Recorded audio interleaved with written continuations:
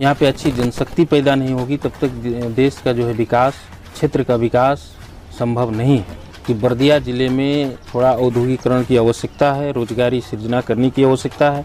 यहाँ की अर्थतंत्र, यहाँ की इकोनॉमिक कंडीशन को बढ़ावा देने के लिए वो लोग भी यहाँ आ सकते हैं, उनका स्वागत है। ये जो टीआरसी बिल की बात की है, वास्तव में ये पूरा के पूरा विभेदकारी है। वो अपने काम के लिए वो पैसा भी देगा, आपका चाकरी भी करेगा, गुलामी भी करेगा, अनेकों चीज़ करेगा। नमस्कार, मैं हूं रामजी सोनी और आप देख रहे हैं NB24 न्यूज़।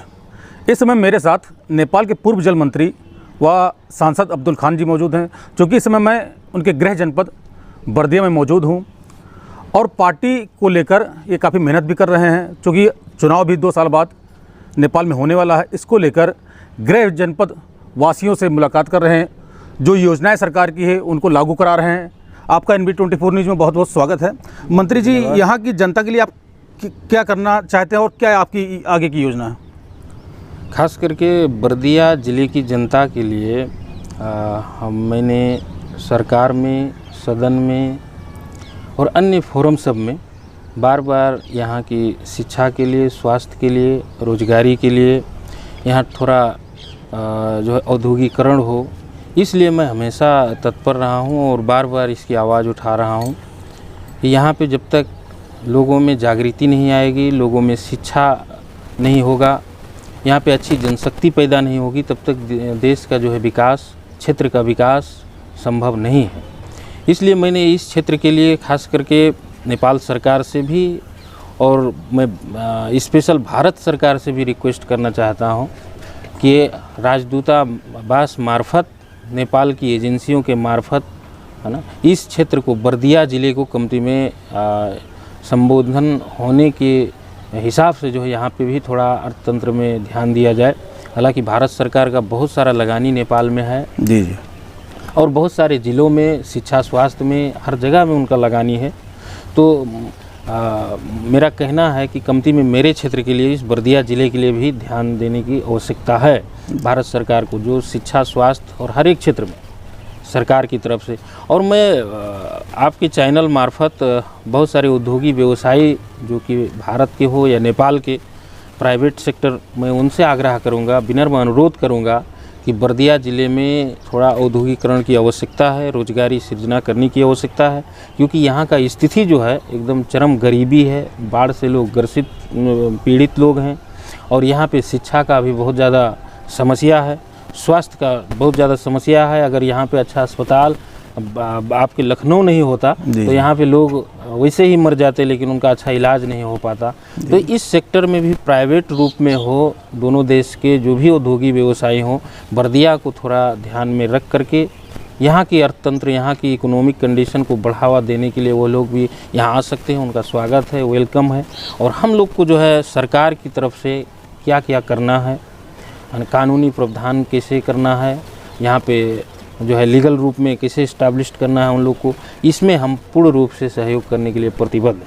तो इसी सिलसिला में बहुत सारी योजनाएं जो इस क्षेत्र के लिए मैंने नेपाल सरकार से भी बार बार मांग की है और बहुत कुछ योजना है इस क्षेत्र में जो अभी शुरू होने की स्थिति में है। कुछ दिन के बाद शुरुआत होगा। मैं निरंतर अपडेट हूँ उस चीज़ को लेकर के, और मैंने इसी विषय में भारत सरकार कि भारतीय एम्बेसी में भी बात किया हूँ, विदेश सचिव जी भी आए थे, उनसे भी मैं मिला था और उस समय भी बर्दिया का और इस क्षेत्र का स्पेशल कह के हमने बात भी रखा था कि आप लोग तो बहुत बार सहयोग कर रहे हैं नेपाल सरकार को, लेकिन वो कहाँ पे जाता है, वो लगानी कहाँ पे होता है। जो हम लोग पिछड़े लोग हैं, वंचित लोग हैं, बॉर्डर से जुड़े हुए लोग हैं, हम लोग बार बार जो है मार खा रहे हैं। इसलिए इस बार जैसे भी किया जाए, तो मुझे आश्वासन भी दिया गया है कि नहीं, जैसे भी इस बार हम लोग बर्दिया को टारगेट करेंगे और वहाँ पे जो भी हो सकेगा हम लोग करेंगे।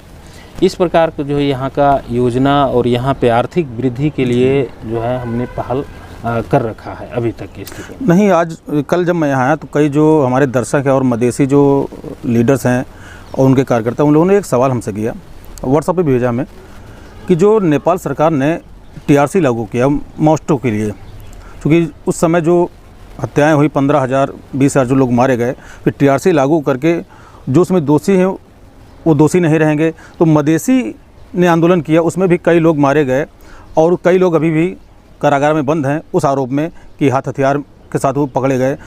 तो इनको लेकर आपकी क्या योजना है, मदेशियों को लेकर? देखिए, अभी भी नेपाल एक ऐसा देश है जहाँ पे जीवित लोगों में विभेद तो होता ही है, लेकिन मृत लोगों में भी विभेद किया जाता है। नेपाल एक ऐसा देश है। यहीं पे मधेश आंदोलन हुआ था 62-63 साल में, यहाँ का विक्रम संवत 2062-63 साल में आंदोलन हुआ था।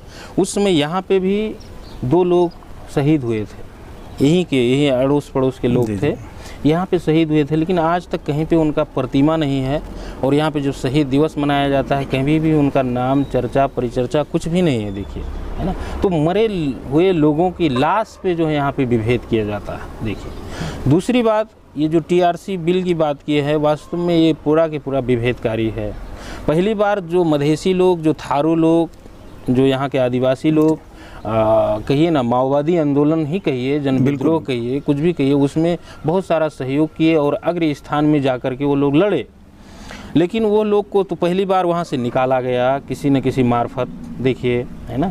और जब उनका बचा खुचा लोग रहा, अपने लोगों को सैनिक में भर्ती कर दिया गया। मधेसियों को, थारुओं को बाइकाट किया गया। अभी भी अगर नेपाल में देखेंगे तो सबसे ज़्यादा बेपत्ता, जिनका पता ही नहीं हुआ है, लापता हो गए, वैसी लिस्ट में सबसे ज़्यादा बर्दिया के लोग ही, है ना, थारू समुदाय के लोग हैं। लेकिन उनका कोई संबोधन नहीं। अभी भी यहाँ पे लोग अंग भंग हो गए। उस समय पे बहुत सारा जो है संघर्ष किए, लड़ाई किए अपने अधिकार के लिए। किसी का हाथ चला गया, किसी का पैर चला गया, उनके लिए जो है कोई व्यवस्था नहीं। हालांकि वो अगर उस कम्युनिटी से होते, खास करके ब्राह्मण कम्युनिटी, पहाड़ी ब्राह्मण कम्युनिटी से होते, तो उन लोग का हर व्यवस्था सरकार कहीं ना कहीं किसी न किसी रूप में कर रही है। तो ये विभेद है। तो टीआरसी में जो है कि मधेश आंदोलन हुआ, इतना बड़ा आंदोलन हुआ, बार बार हुआ, एक बार नहीं, मधेश आंदोलन बार बार हुआ, थारूहट आंदोलन हुआ, है ना, उसको इसमें वास्तव में संबोधन नहीं किया गया। नाम तो रखा गया है, लेकिन जिस प्रकार माओवादी जन विद्रोह में जो लोग मारे गए थे, उनको जिस प्रकार संबोधन किया गया है, इसे आंदोलन में संबोधन नहीं किया गया है। ये वास्तव में विभेद है। यह विभेद अब किस इशारे में, किस हिसाब से, किस मानसिकता से लोग कर रहे हैं, यह जो है अब मधेसी कम्युनिटी, थारू कम्युनिटी को, यहाँ के जो गरीब तबके के लोग हैं, पहाड़ी कम्युनिटी के भी गरीब तबके के लोग हैं, दलित वर्ग के लोग हैं, है ना, उन लोग को भी यह सोचने की ज़रूरत है कि नेपाल जो है कुछ नेता और कुछ शासकों के चंगुल में फंसा है। वो लोग जैसा चाहते हैं वैसा ये गोल गोल घूम रहा है। नहीं, ओली सरकार में आप समर्थन में हैं और ओली भारत विरोधी बताए जाते हैं, इसका रीज़न क्या है? देखिए, भारत विरोधी यहाँ पे अगर कोई नारा लगा देता है तो सबसे बड़ा राष्ट्र प्रेमी माना जाता है नेपाल में। अगर भारत को गाली दिया जाए, जिसने भारत को गाली दे रहा है, समझिए वो सबसे बड़ा नेपाल प्रेमी हो रहा है, समझिए। तो उस लिस्ट में ओली बहुत पहले से अग्र स्थान में रहे हैं। हमेशा बार बार जो हमारे दोनों देश में के संबंध में जो है खलल डालने का काम, बोलने का काम, कभी तो उन्होंने इतिहास को ही मोड़ने का काम किया। देखिए, आपको तो मालूम है सारा चीज़ कि अयोध्या नेपाल में है, तो ठोरी में है, तो फलाना चिलाना, ऐसे मतलब जो हम लोग का बरसों से आपसी संबंध रहा है, आपसी भाईचारगी रही है, रोटी बेटी का संबंध रहा है, उसको जो है हमेशा ये लोग तोड़ने का काम कर रहे हैं। इसलिए कर रहे हैं कि यह लोग अपने को राष्ट्रवादी साबित करते हैं, और वो सिर्फ वोट के लिए, दूसरा कुछ नहीं। अकेले में जब जाएंगे वहाँ पे ऐसा तो नहीं चीन इनसे करा रहा हो कि चीन कहता हो कि आप इस टॉपिक पे बात करिए, इस टॉपिक को, मुद्दे को रखिए? देखिए, मैं इसमें चीन को उतना दोषी नहीं देख रहा हूँ, क्योंकि अभी भी देखिए हम लोग का समस्या आर्थिक का है। जब तक देश संपन्न नहीं होगा, आर्थिक रूप में सबल नहीं होगा, तब तक हम लोग किसी भी चीज़ में आगे नहीं बढ़ सकते। तो हमारा ट्रेड अभी देखिए तो 80% से ज़्यादा भारत से हो रहा है। बिल्कुल, है ना। ये लीगल रूप में, इलीगल रूप में लोग आते हैं, जाते हैं, सामान लाते हैं, उसका तो कोई बातें छोड़ दीजिए, वो गिनती ही नहीं हो रहा है ना। तो हमारा चाइना से तो कोई ट्रेड ही नहीं है, हमारे देश को कोई खास करके कोई लाभ ही नहीं है ना। तो हम उसके कहने में या उसके बहकाए में आकर के अपना संबंध को बिगाड़ें, तो ये अपनी मूर्खता है। बिल्कुल।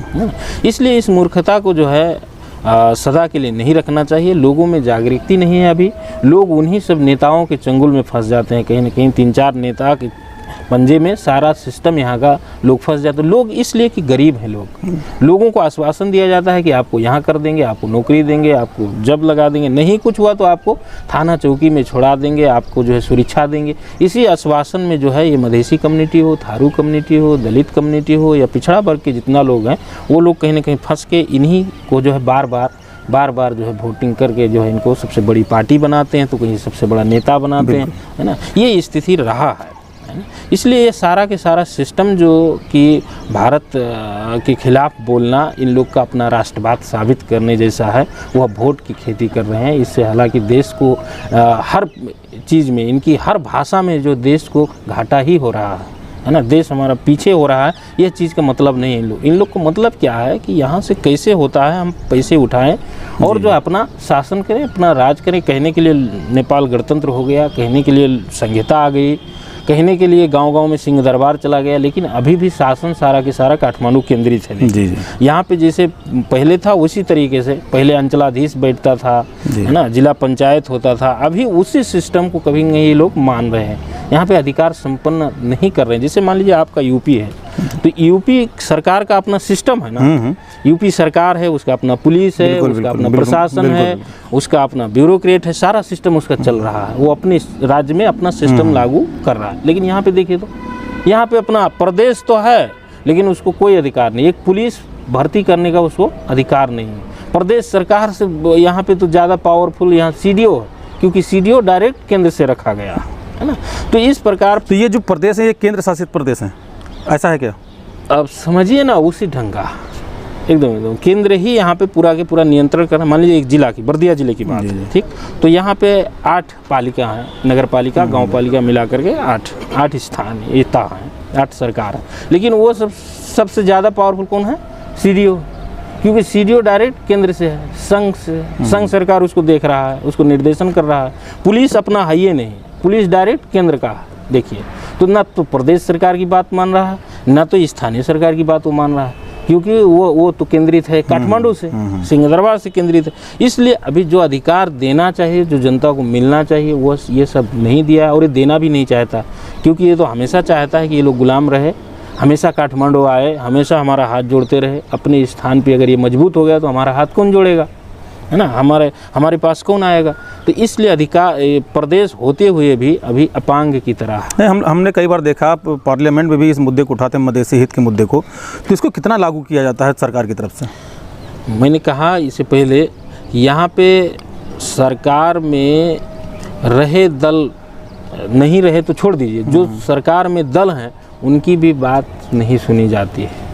यहाँ पे जो भी डिसीजन होता है, मेन डिसीजन, यहाँ पे 4-6 नेता लोग मेन डिसीजन करते हैं, वो हर चीज़ होता है। देखिए, हम सब सांसद सबको ऐसा बांध दिया है व्हिप सिस्टम, आप उनकी बात को नहीं मानोगे तो आपको बर्खास्त कर सकता है, आपको हटा सकता है, पद से आपको हटा सकता है। ऐसा सिस्टम ला करके हम सबको एक तरह कहिए ना कि बांध दिया है, और हम सब जो जनता में जा करके बड़ी बड़ी बात, इसको तानाशाही कहा जाएगा ना? एकदम बिल्कुल, ये नो तानाशाही है, नया प्रकार की तानाशाही है वास्तव में।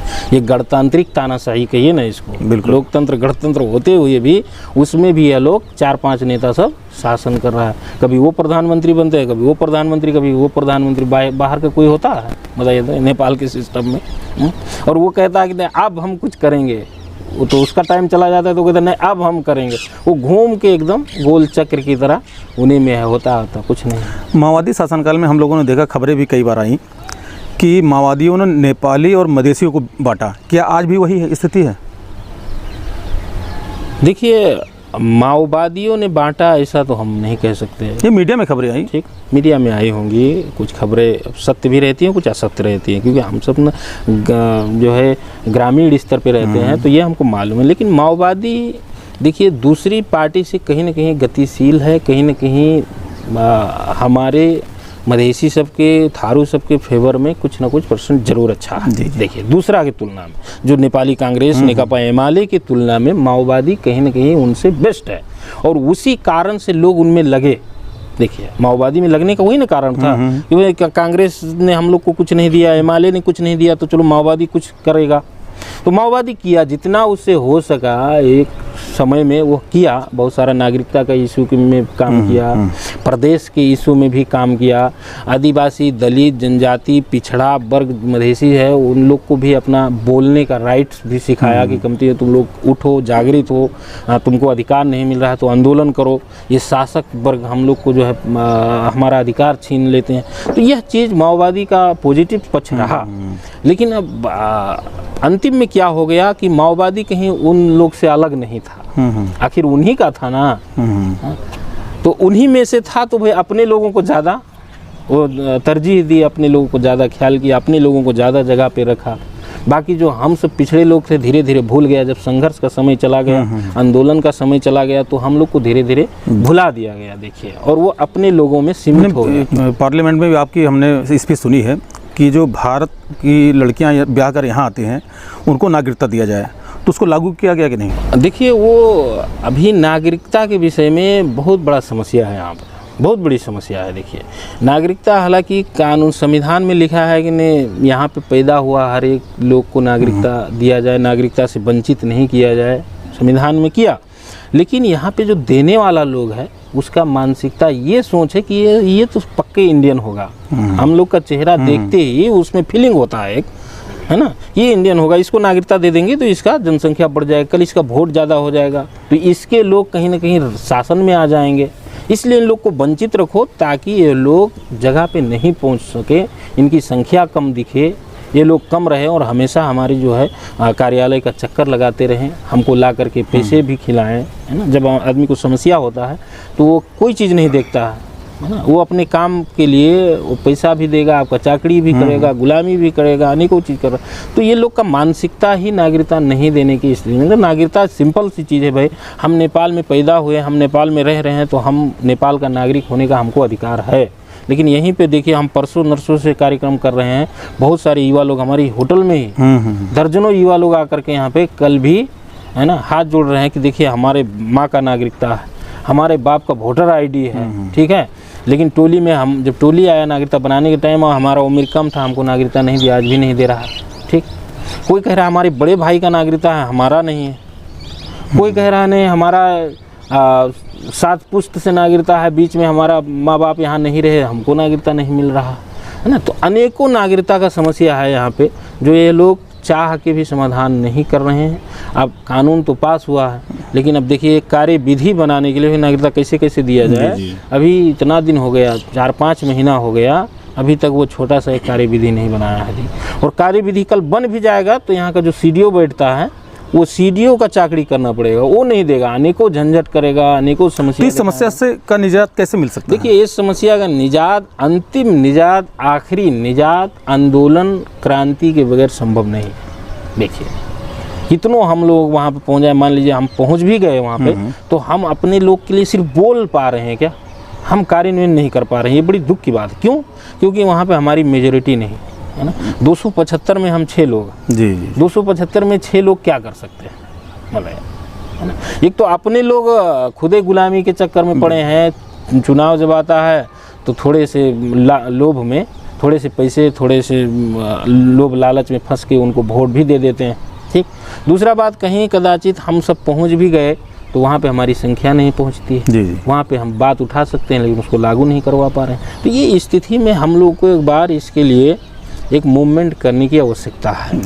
और अभी देखिए, खास करके यहाँ पे पहाड़ी वर्ग के लोग ही बार बार आंदोलन का लीड किया, हालांकि किए तो पिछड़े तबका वाले लोग, लेकिन उसका लीड वही लोग किए जो वो लोग को मिल गया। अब मधेसी थारू लोग, यहाँ के पिछड़ा लोग हैं, वह लोग अपने हित के लिए, अपने बाल बच्चों के लिए एक बार संघर्ष करना ही पड़ेगा, नहीं तो ये टुकड़ा टुकड़ा में हम तो कब तक मांगते रहेंगे, है ना। कभी बिस्कुट मांगेंगे, कभी चॉकलेट मांगेंगे, ये कब तक मांगेंगे। इसलिए हम लोग को होलसेल दुकान चाहिए, तो होलसेल रूप में हम लोग को आगे बढ़ना पड़ेगा, रोड पे आना पड़ेगा, तभी संभव है। भारत और नेपाल का रोटी बेटी का संबंध है, लेकिन नेपाली क्षेत्र में मान लीजिए जो पुलिसकर्मी APF के जवान लगे हैं बॉर्डर इलाके में, कोई भी नेपाली नागरिक या मधेसी नागरिक इधर से आता 5 किलो चावल चीनी जो भी लाता है खाने पीने का सामान, उसको रोक कर रख लेते हैं, उसका भंसार कर दिए। तो 5 किलो चीनी या 5 किलो आटे का भंसार कितना जायज़ है? देखिए, सबसे पहले मैं आपके मार्फत मैं भारत सरकार से आग्रह कर रहा हूँ, खास करके प्रदेश सरकार से, UP सरकार से मेरा अनुरोध है कि जो अभी सब ज़िले में जगह जगह पे नाके खोल दिए गए हैं, है ना, लेकिन बर्दिया ज़िला में अभी एक भी नाका नहीं है जो लीगल रूप में हम सब भारत से भी कोई सामान ला। इस मुद्दे को आपने उठाया है पार्लियामेंट में? मैं इस मुद्दे को बार बार भी उठाया और हालांकि इससे पहले माधव नेपाल की सरकार में, माधव नेपाल प्रधानमंत्री थे, उस समय में एग्रीमेंट भी हुआ था कि 5 नाका खोले जाएं, जिसमें 4 खुल गया, बर्दिया जिला का नाका नहीं खोला गया। तो भारत की तरफ से नहीं खोला गया कि नेपाल की तरफ से? नहीं, वो इसका हम यहाँ पे भी नेपाल सरकार में भी गए, राजस्व विभाग में भी गए, भंसार कार्यालय में भी गए। यहाँ पे समस्या ये है कि भारत को भी कस्टम रखना पड़ेगा। यदि नाका खोलना है तो इधर नेपाल सरकार को रखना पड़ेगा, उधर भारत सरकार को रखना पड़ेगा। तो नेपाल सरकार तो रख दिया, लेकिन भारत सरकार नहीं रख पा रहा। जैसे इसी भंसार को हम सब देख रहे हैं, गुलेरिया जो भंसार को देख रहे हैं, तो उधर क्या पड़ गया, आरक्ष पड़ गया, वन क्षेत्र पड़ गया। अब उसको काटने का तो राइट है नहीं, वो तो संघ सरकार के अंतर्गत पड़ता है, तो वहाँ पे भारत सरकार भी कस्टम नहीं रख सका। रही बात दूसरे सीमा भी और भी हैं, जैसे लोकाही बॉर्डर हो गया आपका, है ना, और ये क्या कहते हैं, ये रत्नापुर एरिया में जो सीमाना है, तो यहाँ पे मेरा आग्रह है भारत सरकार से कि कमती में एक कस्टम रख दिया जाए, ताकि हम लोग लीगल रूप में कोई भी सामान ला सकें भारत से, क्योंकि भारत के बगैर अभी हम लोग को चलना फिरना, खाना पीना मुश्किल है। देखिए, ठीक, तो हमारे देश में उतना उत्पादन है, तो जब उत्पादन है नहीं तो बाहर से लाना पड़ेगा, और हम लोग के लिए सबसे आसान है, क्योंकि हम अगर इंडिया में चले जाएं तो कोई नहीं हमको कहेगा तुम कहाँ से आए हो, लेकिन हम अपने नेपाल में ही रहते हैं तो हमसे पूछा जाता है तो कहाँ बताओ नुगो, है ना। मतलब हम लोग को इन लोग का देखने का नज़रिया ही फर्क है, जबकि उधर हम लोग को आसान है हम लोग को, और हमारे ऊपर जो बुजुर्ग लोग हैं उन लोग को तो और इधर दिक्कत है। देखिए, धोती पहन लिया तो पक्के बिहारी हो गया, है ना, धोती पहन लिया, कुर्ता पहन लिया तो भेदभाव काफ़ी है यहाँ। तो इसलिए भारत से हम लोग को सामान लाने में बड़ा आसान है।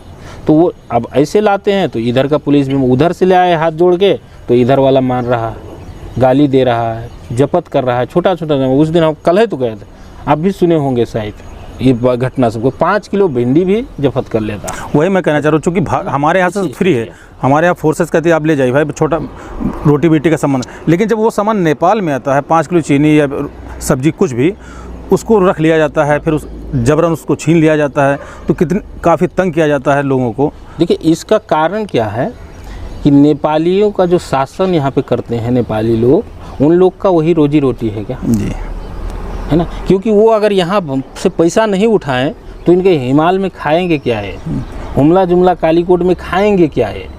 इसलिए वो लोग चाहते हैं कि यहाँ से ज़्यादा दोहन किया जाए, ज़्यादा से ज़्यादा पैसा उठाया जाए, राजस्व के नाम पे हो या किसी भी नाम पे हो, और वो पैसा को ले जा करके अपने लोगों में लगाया जाए। ये इनका खेती पाती है क्या। तो ये अपना खेती पाती इसलिए कर रहे हैं कि ये तुम लोग तो इलीगल रूप में लाए, कहाँ इसका भंसार हुआ, कहाँ ये हुआ। तो हम लोग इसीलिए बार बार कहते हैं कि उधर अगर भारत सरकार कस्टम रख देता है तो हम लोग लीगल रूप में आएंगे, इनसे थोड़ा हम लोग को बचने का, सुरक्षित होने का हमको मौका मिल जाएगा। अभी मान ली कहते हैं तो इंडिया बट ले आए, है ना, वास्तव में लाए हैं, जब यहाँ पे है नहीं तो लाए हैं, तो इंडिया बट ले आए तो उसको दो, या तो पैसा दो या तो तुम्हारा सामान वहाँ पे जब्त हो जाए। भ्रष्टाचार भी चरम सीमा पर है। जब वो जब्त भी होता है तो वही लोग खरीदते हैं। मान लीजिए भंसार कार्यालय में ही जब्त होकर के हमारा सामान, यहाँ के लोगों का सामान रख दिया गया, तो कल उसको वही लोग खरीद करके अपने लोगों में वितरण के। हमारे लोग को तो पता ही नहीं चलता। देखिए, हमारे लोग अगर एक तो इंस्पेक्टर से बात कर लिए ना, यहाँ का जो बड़ा बड़ा नेता जो कहता है इंस्पेक्टर से बात किए, तो वो छाती ठोकता है, मेरे को पहुँचता इंस्पेक्टर से मैं पूछूँ। देखिए, क्योंकि हम सब गुलामी की ज़िंदगी जी रहे हैं, और गुलाम को थोड़ा सा चीज़ मिल जाता है तो उसको लगता है हम तो बहुत बड़े शासक हो गए, बहुत बड़े ओहदा पे पहुँच। हमने कहा ना, सबसे बड़ी प्रॉब्लम सीमा की है। ये एक भंसार खुलना चाहिए, कस्टम रखना चाहिए, ताकि लीगल रूप में हम सब कोई भी चीज़, अपनी ज़रूरत की चीज़ हम सब ला सकें, उसको कोई रोक टोक ना हो, पहली बात। दूसरी बात, यहाँ पे औद्योगिकरण के लिए, यहाँ पे बर्दिया ज़िले के लिए स्पेशल जो आप सहयोग कर रहे हैं नेपाल सरकार को, उसमें से इसकी हिस्सेदारी इसको दिया जाए, ताकि यहाँ के लोगों को गरीबी मिटे, रोजगारी पाएँ यहाँ के लोग, यहाँ का जो है शिक्षा स्वास्थ्य में सुधार हो।